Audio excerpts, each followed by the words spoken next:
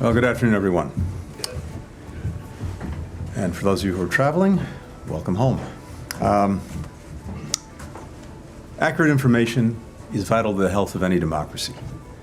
It helps citizens understand the issues and effects and events that are affecting their lives. It empowers them to engage meaningfully in their communities, their country, the world. When state or non-state actors spread disinformation, material deliberately meant to deceive or divide our public, they attack the very foundations of our free and open society. In March, I laid out the comprehensive steps the administration is taking to address this threat to our national security and to our national fabric. First, we're building a more resilient global information system where objective facts are elevated and deceptive messages gain less traction. We're doing that by promoting policies and programs that protect a free, vibrant, and independent press, and that foster greater civic and media literacy so that people can better distinguish fact from fiction. Second, we're working to expose, to disrupt, to deter disinformation. Through the State Department Global Engagement Center, we're coordinating government-wide and with other countries to identify, to analyze, to undercover attempts by governments and non-state actors to manipulate information. Third, we're taking steps to hold accountable those who weaponize disinformation to undermine our democracy.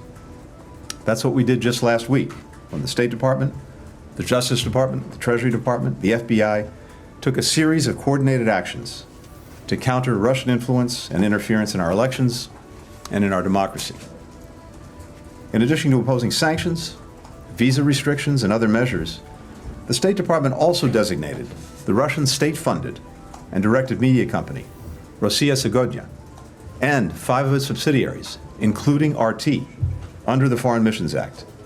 As a result, these actors are now required to notify the State Department of all personnel working in the United States, as well as their property. We took these steps based on our conclusion that Rossiya Segodnya and these 5 subsidiaries are no longer merely fire hoses of Russian government propaganda and disinformation. They are engaged in covert influence activities aimed at undermining American elections and democracies, functioning like a de facto arm of Russia's intelligence apparatus. Today, we're announcing that these Kremlin-backed media outlets are not only playing this covert influence role to undermine democracy in the United States, but also to meddle in the sovereign affairs of countries around the world. Thanks to new information, much of which originates from RT employees, we know that RT possessed cyber capabilities and engaged in covert information and influence operations and military procurement. As part of RT's expanded capabilities, the Russian government embedded within RT a unit with cyber operational capabilities and ties to Russian intelligence. RT's leadership had direct, witting knowledge of this enterprise. Russian government actors incorporated the cyber capabilities of this unit within RT in the spring of 2023, which was focused primarily on covert influence operations around the world. Under the cover of RT, information produced through this unit flows to Russian intelligence services, Russian media outlets, Russian mercenary groups, and other state and proxy arms of the Russian government. One of its projects is a large online crowdfunding program in Russia, operating within RT and through social media channels to provide support and military equipment, supplies, weaponry to Russian military units in Ukraine. This includes sniper rifles, suppressors, body armor, night vision equipment, drones, radio equipment, personal weapon sights, diesel generators. While the crowdfunding campaign is out in the open, what's hidden is that this program is administered by the leaders of RT. Last week, our government revealed how RT launders information operations through unwitting Americans to covertly disseminate Kremlin-produced content and messaging to the American public. Today, we're exposing how Russia deploys similar tactics around the world.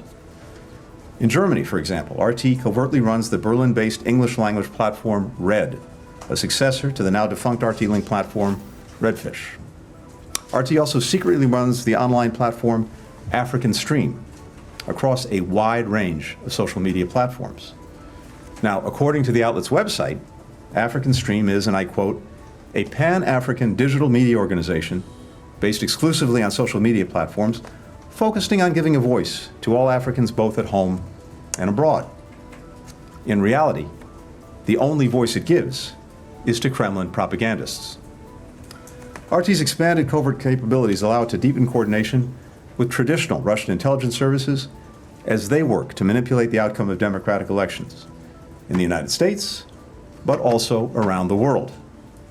For years, RT and its employees have coordinated directly with the Kremlin to support Russian government efforts to influence Moldova's elections, including the October 2024 presidential election. RT's leadership has leveraged Russian state-funded and directed media platforms to attempt to foment unrest in Moldova, likely with the aim of causing protests to turn violent. We believe RT will almost certainly leverage its expanded covert capabilities to coordinate with Russian intelligence services to try to manipulate the outcome of Moldova's upcoming election. As a result of these findings, today, we're imposing sanctions on 3 entities and 2 individuals for Russia's covert global influence operations, including interference in Moldova's democracy and its upcoming elections. The actions we're exposing today and the actions we exposed last week do not incorporate the full scope of Russia's efforts to undermine democracies. Far from it. Russian weaponization of disinformation to subvert and polarize free and open societies extends to every part of the world. In response, today, the United States, the United Kingdom, and Canada are launching a joint diplomatic campaign to rally allies and partners around the world to join us in addressing the threat posed by RT and other machinery of Russian disinformation and covert influence. Under the the internet intelligence diplomacy has become a hallmark of our administration. I've instructed U.S. diplomats around the world to share the evidence that we've gathered on RT's expanded capabilities and the ways it's being used to target individual countries and the information ecosystem that we share. Now, each government, of course, is going to decide how it responds to this threat. But we urge every ally, every partner, to start by treating RT's activities as they do other intelligence activities by Russia within their borders. Now, let me be very clear. The United States respects and champions freedom of expression, even when it comes to media outlets that wittingly spread government propaganda, and will continue to lead the world in defending and promoting media freedom. But we will not stand by as RT and other actors carry out covert activities in support of Russia's nefarious activities. And we'll continue to respond forcefully to Moscow's playbook of aggression and subversion, one that includes invading sovereign nations, fomenting coups, weaponizing corruption, carrying out assassinations, meddling in elections, and unjustly detaining foreign nationals. The great U.S. Supreme Court Justice Louis Brandeis once said, as is well known, sunlight is the best disinfectant. RT wants its new covert intelligence capabilities, like its long-standing propaganda and disinformation efforts, to remain hidden. Our most powerful antidote to Russia's lies is the truth. It's shining a bright light on what the Kremlin is trying to do under the cover of darkness. Taking action, together with our allies and partners, to address this threat to our democracies is an effective way of pushing back. And today, we're taking an important step in that direction. One final related note on a more uplifting subject. A little bit earlier today, I had the opportunity to sit down with Evan Gershkovich. First time I've had a chance to see him since he was freed. We were joined by one of his colleagues from the Wall Street Journal, which was such a tenacious champion, along with his family, in pressing for Evan's release. I know a number of you know Evan. Anyone who knows him can attest to this. He's incredibly warm. He's got a great sense of humor. But maybe the most striking part of spending time with Evan is simply how wonderful it feels to see him free, home, where he belongs. I also keep returning to the fact that Evan, on the form that Russia forced him to fill out before he was released, asked for an interview with Vladimir Putin, always on the job. We make a lot of great things in this country, but one of the greatest things we make is It's our journalists. Their professionalism, your professionalism, the unshakable commitment to seeking the truth is a service not only to our people and our democracy, it's a service to the entire world. Evan's freedom is also a reminder of all Americans who are still held hostage or wrongfully detained.